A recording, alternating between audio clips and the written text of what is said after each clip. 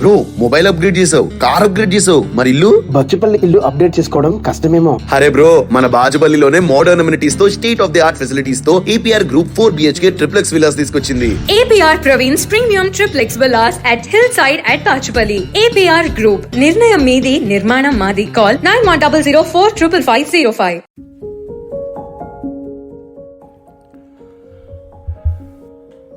అభిలాష శ్రవ్య ధారావాహిక 4వ భాగం. కలం శ్రీ ఎండమూరి వీరేంద్రనాథ్, గళం వెంపటి కామేశ్వరరావు. 5 పెగ్గుల ద్రవం బయటకొచ్చిన 5 నిమిషాల తరువాత కొద్దిగా మామూలు మనిషి అయ్యాడు.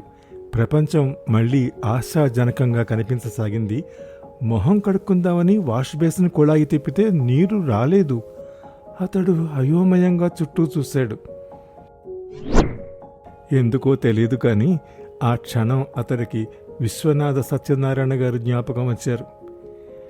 ఆ కుర్రవాడి అవస్థ చూసి నవ్వుకునే అవసరం మనకు లేదు.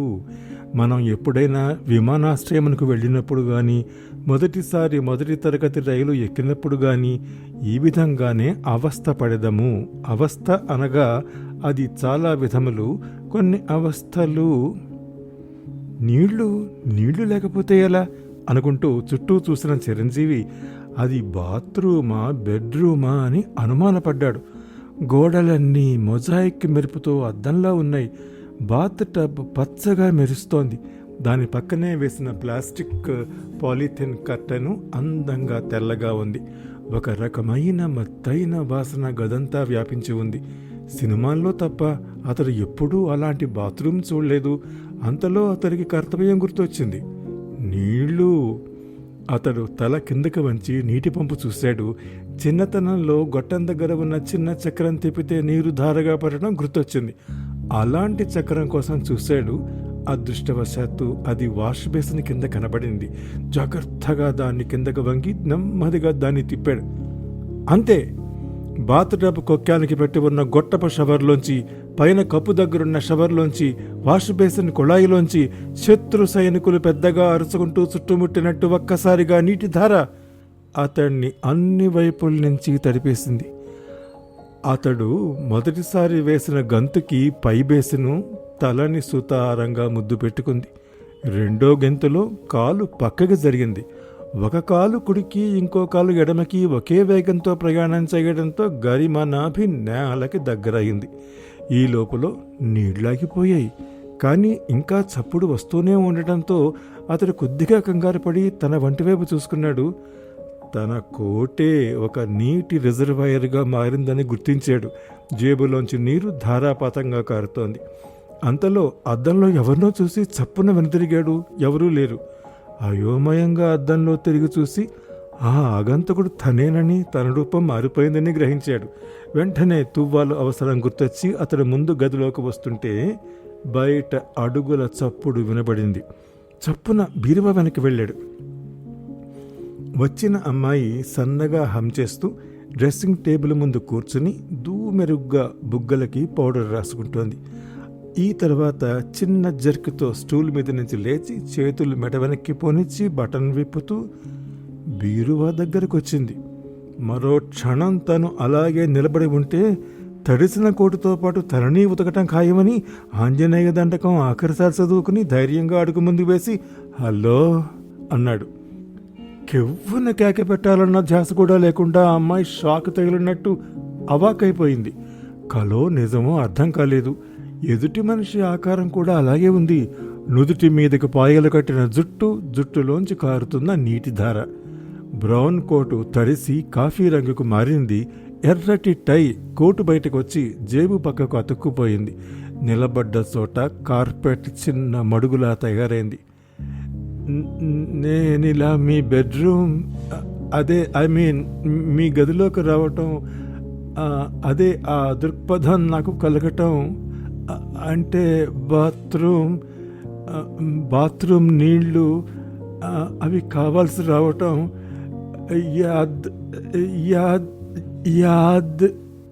యాదృచ్ఛికం అందా అమ్మాయి. అవును, యాదృచ్ఛికం అన్నాడు చిరంజీవి. కొంచెం ధైర్యం వచ్చింది.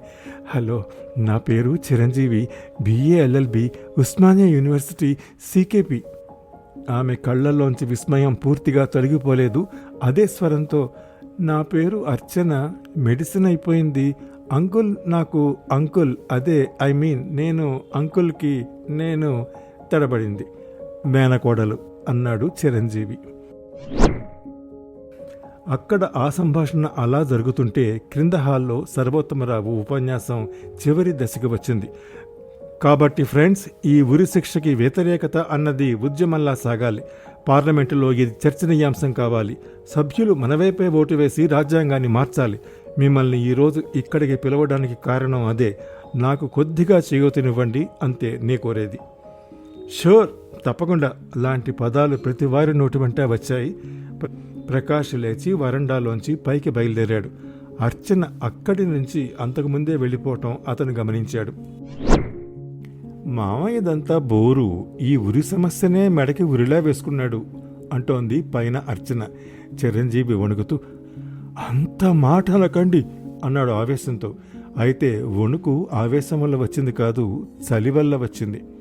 ఆ కోటు విప్పండి, రేపు పంపిస్తాను.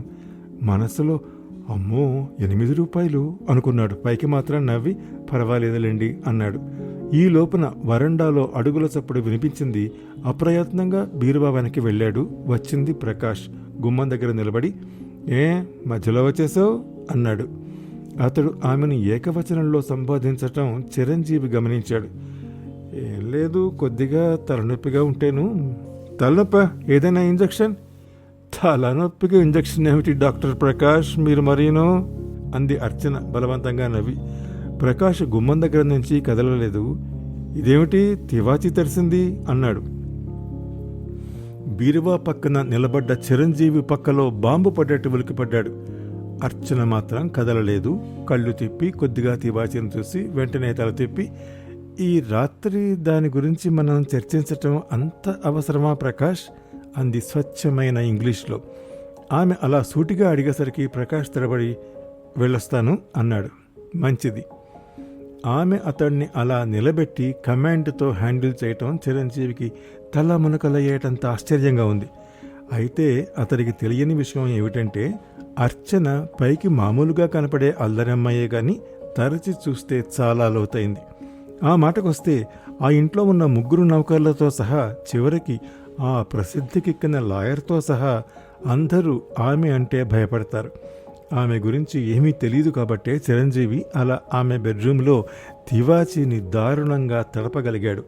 తడిపి కూడా ధైర్యంగా, అఫ్కోర్స్ చలికి వణుకుతూ నిలబడగలిగాడు. ప్రకాష్ వెళ్ళిపోగానే అతడు బీరువా చాటు నుంచి ముందుకొచ్చి థ్యాంక్స్ అన్నాడు. అయితే ఆమె మొహంలో ఇంతకు ముందు ఉన్న ప్రశాంతత లేకపోవడాన్ని గమనించి నొచ్చుకుంటూ ఐఎమ్ సారీ అన్నాడు. ఆమె విస్మయంతో ఎందుకు అన్నది. మిమ్మల్ని ఇబ్బందిలో పెట్టినందుకు అన్నాడు. ఆమె నవ్వి ఇబ్బంది ఏమిటి అన్నది. వెంటనే తమ ఫీలింగ్స్, మూడ్స్ మార్చుకోగలిగే గొప్ప విద్య చాలా కొద్ది మందికే ఉంటుంది.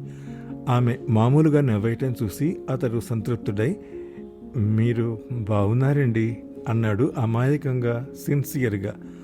ఆ మాటలకి ఆమె బిత్తరపోయి చివుక్కును తలెత్తింది. చిరంజీవికి తన తప్పు అర్థమై బిక్కచిక్కిపోయాడు. అదేనండి, అంటే నా ఉద్దేశం మీరు ప్రకాష్తో మాట్లాడేటప్పుడు కన్నా నాతో మాట్లాడేటప్పుడు బాగున్నారని అన్నాడు నసుగుతూ. ఆమె మొహం కోపంతో మరింత ఎర్రబడడం చూసి తన మాటల్లో ఇంకా ఏదో తప్పుందని గ్రహించి తనకొచ్చిన కొద్ది తెలుగుని తిట్టుకుంటూ, అంటే మీరు ఒకరితో మాట్లాడినప్పుడు బాగుంటారని, ఒకరితో మాట్లాడినప్పుడు బాగోరని కాదండి, అసలు మీరు మాట్లాడకపోయినా బావు. అతడికి చప్పున అర్థమైంది తనేం మాట్లాడుతున్నాడో. తల బదిలిస్తూ, ఇదేం లాభం లేదండి, వెళ్ళొస్తాను అన్నాడు. ఆమెకు లోపల నుంచి ఉవ్వెత్తుగా నవ్వు తన్నుకొస్తోంది. అయినా సీరియస్గా అంది. అతడు కాళ్ళు ఈడ్చుకుంటూ వెనుదిరిగాడు. ఈ రోజు ఇంత బేవార్స్గా గడుస్తుందని అతడు కలలో కూడా ఊహించలేదు. అతడు గుమ్మం దాడుతూ ఉంటే చూడండి అన్న పిలుపు వినిపించింది. అతడు ఆగి వెనుదిరిగాడు. మీ కోటు బటన్ ఊడిపోయింది, ఇదిగో. అప్పుడు చూసుకున్నాడు అతడు తన వైపు. తెరుచుకుని ఉన్న కోటులోంచి తెల్ల చొక్కా బయటికొచ్చింది. ఆ చొక్కాకి ఉన్న రూపాయి కాసంత చిరుగు స్పష్టంగా కనిపిస్తోంది. అతడు క్షణం దాన్ని చూసి నిశ్చేష్టుడయ్యాడు. అయితే సర్దుకునే ప్రయత్నం చేయలేదు. నెమ్మదిగా తలెత్తాడు. ఆమె అతడినే చూస్తోంది. నవ్వాడు. నవ్వి, చొక్కా నాదేనండి, చొక్కా ఒకటేనండి అని వెనుదిరిగి వడివడిగా అక్కడి నుంచి నడుచుకుంటూ వెళ్ళిపోయాడు. తన ఇన్ఫీరియారిటీ కాంప్లెక్స్ అని మొట్టమొదటిసారి అతడు జయించిన క్షణం అది. నువ్వు వెధవి, ఇడిగట్వి, ఫూల్వి అన్నాడు స్ఫూర్తి. చిరంజీవి మాట్లాడలేదు. తల వంచుకొని కూర్చున్నాడు. నువ్వు వాళ్ళ మధ్యకి పెడితే నీకు గుర్తింపు వస్తుంది అనుకున్నాను. నువ్వు అంచెలంచెలుగా పైకి పెడితే నిన్ను పట్టుకుని నేను రావచ్చు అనుకున్నాను. ఈ చెట్టు కింద ప్లేడరీ తప్పుతుందని భావించాను. నువ్వేమో పూర్తిగా మందు కొట్టేసి అంతా రసాభాస చేసి వచ్చావు. చిరంజీవి మాట్లాడలేదు. ఎదుటివాడు తిడుతున్నప్పుడు బొటన వేలు చూపుడు వేలు కలిపి కదుపుతూ కూర్చోమన్నాడు జ్ఞానానంద స్వామి. అలాగే చేస్తున్నాడు చిరంజీవి. నే ఎంత తిట్టినా అంతేనా? ఏమిటి? ఆ వేలు కదపటం ఆపు, మరింత కోపంగా అరిచాడు. చిరంజీవి దులుపుకోవటం ఆపిచేశాడు. చాలాసేపు నిశ్శబ్దం తర్వాత స్ఫూర్తి సాలోచనగా అన్నాడు, మనం ఏదైనా చెయ్యాలి అని ఆగి మళ్ళీ తనే, సర్వోత్తమరావు గారితో పరిచయం కావటం అంత తేలికైన విషయం ఏమీ కాదు. దాన్ని ఎలాగైనా నిలబెట్టుకోవాలి లే అన్నాడు. ఎక్కడికి? చెప్తా. అరగంట తర్వాత ఇద్దరు సెంట్రల్ లైబ్రరీలో పుస్తకాలన్నీ వెతికేయటం మొదలుపెట్టారు. ఉరి మీద నోట్స్ రాసుకుని ఆ నోట్స్ తీసుకుని మరుసటి రోజు సర్వోత్తమరావు గారింటికి బయలుదేరాడు చిరంజీవి. ముందు అపాయింట్మెంట్ తీసుకున్నారా? లేదు. లేకపోతే ఆయన కలుసుకోరు. ఉరి గురించి అని చెప్పండి, కలుసుకోకపోతే వెళ్ళిపోతాను. క్లర్క్ లోపలికి వెళ్ళాడు. 10 నిమిషాల తర్వాత ఆయన వచ్చారు. చిరంజీవి లేచి నిలబడ్డాడు. ఏమిటి సంగతి అన్నారాయన కూర్చోమన్నట్టు సాగ చేస్తూ. మొన్న మీ పార్టీకి వచ్చాను. ఉరి శిక్ష రద్దు గురించి మీరు మాట్లాడింది నిజంగా ఆ తర్వాత ఏం మాట్లాడాలో అతనికి అర్థం కాలేదు. అతను చాలా ఎగ్జైట్మెంట్తో ఉన్నాడు. అయితే అనుభవజ్ఞుడైన సర్వోత్తమరావు గారికి అతను చెప్పదలుచుకున్న అర్థమైంది. మీ పేరేమిటి? పార్టీకి ఎవరితో కలిసి వచ్చారు అడిగాడు. చిరంజీవి తెల్లబోయాడు. ఈ ప్రశ్న ఎదురవుతుందనే అస్సం స్ఫూర్తి అతనితో పాటు కార్డు తీసుకెళ్ళమన్నాడు. దాన్ని ఆయనకు అందించాడు. దాని మీద చిరంజీవి అన్న పేరు చూసి ఆయన మరింత ఉత్సుకతతో పరీక్షగా చూశాడు. ఆ తర్వాత బిగ్గరగా నవ్వుతూ, ఇది సుప్రీంకోర్టు జస్టిస్ చిరంజీవి గారి కోసం పంపింది. మా క్లర్కు ఆయన చిరునామా టైప్ చేయబోయి మీది చేశాడు అన్నాడు. చిరంజీవి మొహం పాలిపోయింది. అయితే ఆయన నవ్వుతో అతడికి కొంచెం ధైర్యం వచ్చింది. అయితే అబ్బాయి, నువ్వు లాయర్వేనన్నమాట అన్నాడు. అవును, BA LLB Osmania university CKP అన్నాడు. CKP అన్న పదానికి ఆయన మరింత బిగ్గరగా నవ్వుతూ, బాలే వాడివే అన్నాడు. చిరంజీవి కొద్దిగా తలవంచి లోపలికి చూశాడు. ఎందుకు? అతడికి మీకు తెలుసు. ఈ లోపల సర్వోత్తమరావు, అయితే నీకు ఈ ఉరిశిక్ష రద్దు మీద ఉత్సాహం ఉందన్నమాట అనడంతో చప్పున ఈ లోకంలోకి వచ్చాడు. అవును సార్ అన్నాడు. తరువాత ముందుకు వంగి అపురూపమైన రహస్యం చెప్తున్న వాళ్ళ, మీకు ఉడతా భక్తిగా నేను కొద్దిగా వివరాలు సేకరించాను. చీకటి సందుల్లో ఎన్నో ఏళ్ల నుంచి కప్పుకుపోయిన గ్రంథాలని వెలికితీసి అన్నాడు. ఆ తరువాత ఏం జరిగిందో 5వ భాగంలో వింటారు. అంతవరకు సెలవు. బ్రో, మొబైల్ అప్గ్రేడ్ చేసావు, కార్ అప్గ్రేడ్ చేసావు, మరి ఇల్లు? బచ్చుపల్లి ఇల్లు అప్డేట్ చేసుకోవడం కష్టమేమో. అరే బ్రో, మన బాజుపల్లిలోనే మోడర్న్ అమ్యూనిటీస్ తో state of the art facilities తో APR Group 4 BHK triplex villas తీసుకొచ్చింది. APR Praveen's Premium Triplex Villas at Hillside at Pachupalli. APR Group, నిర్ణయం మీది, నిర్మాణం మాది. Call 9100455505.